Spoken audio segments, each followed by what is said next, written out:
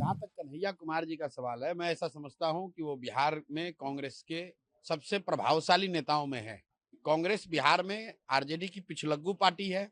RJD का जो नेतृत्व है वो कन्हैया कुमार जैसे लोगों से इतना घबराता है कि वो सोचता है कि कोई नया आदमी आ जाएगा तो हमारे नेतृत्व को चुनौती हो जाएगी। देखिए, दो अलग अलग मसले हैं। वोटर लिस्ट का जहां तक सवाल है, उसके विरोध में बहुत सारे लोग हैं और वो इसलिए हैं क्योंकि अभी 1 साल पहले बिहार में चुनाव हुआ है। पूरे देश के साथ बिहार में भी चुनाव हुआ है। इलेक्शन कमीशन ने ही वोटर लिस्ट बनाया।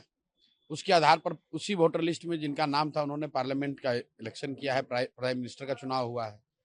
अब साल भर में ऐसा क्या हो गया कि उस पूरे वोटर लिस्ट में आपको इंटेंसिव रिवीजन की जरूरत है? भाई, हम लोग की तो यही मांग है कि जो 14 अभी 2024 में लोकसभा चुनाव के लिए जो वोटर लिस्ट का इस्तेमाल किया गया है, उसी का इस्तेमाल इस बार भी होना चाहिए।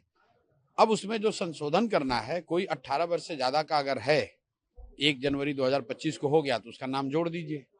अगर किसी की मृत्यु हो गई है या कोई पलायन कर गया है, छोड़कर चला गया है, उसका नाम काट दीजिए। इसके अलावा और कोई उसमें संशोधन की जरूरत समझ में नहीं आती है। और अगर कोई ये कह रहा है कि भाई संशोधन इसलिए होना चाहिए कि कोई बाहर का आदमी आ गया है, घुसपैठिया आ गया है, तो मेरे भाई पिछले 1 साल से बिहार में तो एनडीए की सरकार है। तो क्या ये स्वीकार कर रहे हैं कि इनके सरकार के रहते हुए घुसपैठिए बाहर से आकर यहाँ बिहार में रह रहे हैं? ये तो बिल्कुल एक तरीके से हराकिरी है कि लास्ट के 2 महीने में अब चुनाव होना है तो इलेक्शन कमीशन कह रहा है कि हम नया इलेक्टोरल रोल बनाएंगे। आप बताइए कि 50 लाख से ज्यादा बिहार के लड़के, बिहार के युवा जो बाहर मजदूरी करते हैं, रोजी रोजगार करते हैं, वो तो दिवाली छठ में आएंगे। वो कैसे फॉर्म भरेंगे? मुझे किसी ने कहा कि वो इलेक्शन कमीशन कह रहा है कि उसको इंटरनेट पे भर देंगे। अरे भाई, जो मजदूरी कर रहा है कोयम्बटूर में, जो मजदूरी कर रहा है सूरत की फैक्ट्रियों में, वो बेचारा कहाँ से समय निकालेगा? कैसे इंटरनेट पे इसको भरेगा? तो ये इसका बिल्कुल हम लोग विरोध करते हैं। जहां तक रह गया इंडिया गठबंधन के बंद का, तो हम लोग वैचारिक तौर पर बंद के खिलाफ है। बंद, हड़ताल, इन चीजों से जो अभी तक का अनुभव है पिछले 60-70 साल का इस देश में, इससे सिर्फ और सिर्फ जनता का नुकसान है। आज बिहार बंद था देश के साथ साथ। अब मुझे तो बंद कहीं दिखा नहीं। हम लोग तो दिन भर 2 सभा करके आ रहे हैं। एक हर सभा में 20-20 हजार लोग थे। लेकिन बंद अगर करने की कोशिश की गई तो उसमें क्या है? कोई लंपेन एलिमेंट है पार्टी का, वो जाता है रोड पर, टायर जलाकर घेर घार के खड़ा हो जाता है। और परेशानी किसको होती है? परेशानी होती है जो गरीब व्यक्ति है। अगर कोई दुकानदार है, रेडी पट्टी वाला है, रिक्शा चलाने वाला है, ऑटो चलाने वाला है, चाय बेचने वाला है, उसकी जो रोजमर्रा की आमदनी है वो मारी जाती है। तो भाई, नेता तो पटना में बैठा हुआ है। मेरा ये कहना है कि आपका विरोध है, आप धरना प्रदर्शन ही करना चाहते हैं तो जाके इलेक्शन कमीशन पे धरना प्रदर्शन करो। आपके पास 75 एमएलए हैं, जाके इलेक्शन कमीशन को घेरो। भाई, बिहार के सुदूर एरिया में जाकर आप लोगों का दुकान बंद कराते हैं, उससे क्या इलेक्शन कमीशन पर दबाव बनेगा? राहुल गांधी ने कहा सर कि महाराष्ट्र में जिस तरीके से वोट की चोरी की गई, अब वो बिहार की बारी है, इसलिए हम देखिए, इस बात पर ऑलरेडी मैंने कहा हुआ है कि राहुल गांधी विपक्ष के नेता हैं और अगर उन्होंने महाराष्ट्र के इलेक्शन के नजरिए से कुछ तथ्य जनता के बीच में रखा है तो इलेक्शन कमीशन की ये जिम्मेवारी है कि उन तथ्यों का समुचित उत्तर वो दें। जहां तक मैंने जो पढ़ा लिखा, देखा, समझा, जो राहुल गांधी ने जो बातें कही हैं और उसके जवाब जो इलेक्शन कमीशन ने दिया है, वो विश्वसनीय बहुत नहीं है, वो बहुत विश्वास नहीं जगाता है। तो इलेक्शन कमीशन की ये जिम्मेवारी है कि विपक्ष के नेता ने अगर कुछ तथ्य रखे हैं, कुछ सवाल उठाए, तो उसका जवाब दीजिए। इलेक्शन कमीशन ने कहा है कि लोकतंत्र तभी मजबूत होगा जब शुद्ध मतदाता सूची होगा। बिल्कुल ठीक बात है। तो क्या इलेक्शन कमीशन ये मान रहा है कि अभी जो 2024 में लोकसभा का चुनाव हुआ वो शुद्ध मतदाता सूची से चुनाव नहीं हुआ था? क्या इस देश की पार्लियामेंट, देश का पार्लियामेंट और प्रधानमंत्री का चुनाव अशुद्ध मतदाता सूची के द्वारा किया गया है? पहले इलेक्शन कमीशन ये स्वीकार करे कि जो 24 का मतदाता सूची था वो शुद्ध नहीं था, तभी तो बात बनेगी। दोनों बात तो इलेक्शन कमीशन की सही नहीं हो सकती है। आप कह रहे हैं कि हम इलेक्शन मतदाता सूची को शुद्ध कर रहे हैं, तो अभी साल भर पहले भी तो आप ही ने बनाया था, तो क्या वो अशुद्ध था? उसी से पार्लियामेंट का इलेक्शन कराए थे। और अगर वो अशुद्धता आ गई इलेक्शन के, लोकसभा इलेक्शन के बाद, तो अशुद्धता क्या है? बाहर से लोग आ गए, रिफ्यूजी आ गए, शरणार्थी आ गए, आतंकवादी आ गए, कौन आ गया? और आया तो क्या यहाँ बिहार सरकार सो रही है? बीजेपी के लोग तो आज पूरे दिन कहते रहे कि ये कांग्रेस, आरजेडी और तमाम जो विपक्षी देखिए, जो सवाल उठा रहे हैं वो घुसपैठियों को वोटों का अधिकार ये दिलवाना चाहते हैं। बीजेपी वाले जो ऐसे बेवकूफ लोग हैं, अरे भाई अगर घुसपैठिए बिहार में आ गए तो सरकार तुम चला रहे हो, तो घुसपैठियों को क्यों नहीं पकड़ा? तो घुसपैठियों को क्या बीजेपी वाले बिहार में लेकर आए हैं? 50 लाख बिहार के बच्चे जो बाहर मजदूरी कर रहे हैं, क्या वो बिहार के लिए घुसपैठिए हैं? उनको मत का अधिकार होना चाहिए कि नहीं होना चाहिए?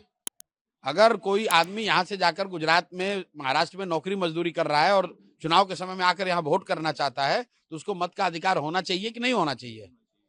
बस बात खत्म। इलेक्शन कमीशन ने अपने एक्स के अकाउंट के डीपी में जो है वो आर्टिकल 326 का वो लगाया है। भाई आर्टिकल 326 क्या है? आर्टिकल 326 मत का अधिकार है कि 18 वर्ष से ज्यादा हर एलिजिबल भारतीय नागरिक को मत देने का फंडामेंटल अधिकार है। आर्टिकल 326 वही है। तो अगर इलेक्शन कमीशन ने लगाया है तो इसमें क्या है? बस ठीक बात है। 18 साल के हर, हम लोग भी तो यही कह रहे हैं कि भाई 18 साल से ज्यादा उम्र के हर बिहार के नागरिक को अभी आने वाले चुनाव में मत देने का अधिकार होना चाहिए।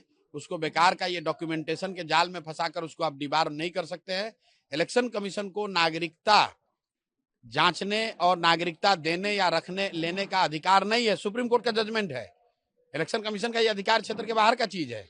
आप कौन होते हैं पूछने वाले कि भैया अपना नागरिकता प्रूव करो? ये काम इलेक्शन कमीशन का नहीं है, ये काम होम मिनिस्ट्री का है, सेंसस वालों का है। तो होम मिनिस्ट्री तो यहाँ पर बीजेपी वाले ही चला रहे हैं, देश में अमित शाह चला रहे हैं। आपको लगता है जो विपक्ष आरोप लगाता है कि इलेक्शन कमीशन बीजेपी के बी टीम की तरह काम करे, वो कहीं ना कहीं सही है? भाई विपक्ष आज बोल रहा है, बंगाल चुनाव के जीतने के बाद मैंने कहा कि अगर इलेक्शन कमीशन पार्शियल न होता तो बंगाल में बीजेपी को 70 सीट भी नहीं आता, 40-50 सीट आता। ये सामान्य लोगों की समझ है कि इलेक्शन कमीशन हर तरीके से जो सत्तारूढ़ दल है या गठबंधन है उनकी मदद करता है, लेकिन अंततः लोकतंत्र में जनता मालिक है। कितना भी आप ऊपर नीचे कर लीजिएगा, अंततः होगा वही जो जनता चाहेगी। एक वीडियो वायरल हो रहा है सर पटना की, जिसमें तेजस्वी यादव, राहुल गांधी एक बैन पे हैं, वो प्रोटेस्ट कर रहे हैं, लेकिन उसी बैन पे पप्पू यादव चढ़ना चाह रहे हैं, कन्हैया कुमार चढ़ना चाह रहे हैं, लेकिन सिक्योरिटी उनको धक्का दे रही है, वो नीचे गिर जा रहे हैं। भाई ये उनका इंटरनल मामला है। जहां तक कन्हैया कुमार जी का सवाल है, मैं ऐसा समझता हूं कि वो बिहार में कांग्रेस के सबसे प्रभावशाली नेताओं में है। वो चाहे कांग्रेस में हो, लेकिन मुझे कहने में कोई गुरेज नहीं है कि कांग्रेस में जितने नेता बिहार में हैं उसमें अगर किसी में प्रतिभा है तो कन्हैया कुमार उन चंद नेताओं में है जिसमें प्रतिभा है, कुछ कर सकते हैं। और अगर कांग्रेस उनका इस्तेमाल बिहार में नहीं कर रही है तो ये दिखाता है कि जो बात हम लोग कहते हैं कि कांग्रेस बिहार में आरजेडी की पिछलग्गू पार्टी है, और आरजेडी का जो नेतृत्व है वो कन्हैया कुमार जैसे लोगों से इतना घबराता है कि वो सोचता है कि कोई नया आदमी आ जाएगा तो हमारे नेतृत्व को चुनौती हो जाएगी या हमारे पिछलग्गू बनकर वो हमेशा नहीं रहेगा। इसलिए आरजेडी वाले नहीं चाहेंगे कभी कि कन्हैया कुमार जैसे लीडर कांग्रेस में या उस तरह के और भी जो काबिल लड़के हैं वो कांग्रेस में कभी सक्रिय हों। भाई जब गाड़ी पर आप प्रोग्राम कर रहे हैं, जो वीडियो हम लोगों ने देखा उसमें तो बीसीओ लीडर खड़े हैं, उसमें कन्हैया कुमार भी हो सकते थे। तो सीधा दिखाता है कि आरजेडी का नेतृत्व, उन्होंने ये कहा होगा कि भाई कन्हैया कुमार इस पर नहीं रहने चाहिए। इसीलिए कांग्रेस वाले अपने नेता को, जो सीडब्ल्यूसी में आमंत्रित सदस्य हैं कन्हैया कुमार, यात्रा निकाल रहे थे बिहार। भाई सीडब्ल्यूसी में आमंत्रित सदस्य हैं, सीडब्ल्यूसी के मेंबर को आप नहीं चढ़ने दे रहे हैं। तो ये कांग्रेस की स्थिति को बताता है और इस बात को कहीं ना कहीं प्रमाणित करता है जो हम लोग कहते हैं कि कम से कम बिहार के नजरिए से कांग्रेस का कोई वजूद नहीं है, कांग्रेस का कोई अस्तित्व नहीं है। ये बिहार में आरजेडी का पिछलग्गू पार्टी है। जो लालू जी या राजद का नेतृत्व तय करता है, कांग्रेस वाले बिहार में वही करते हैं।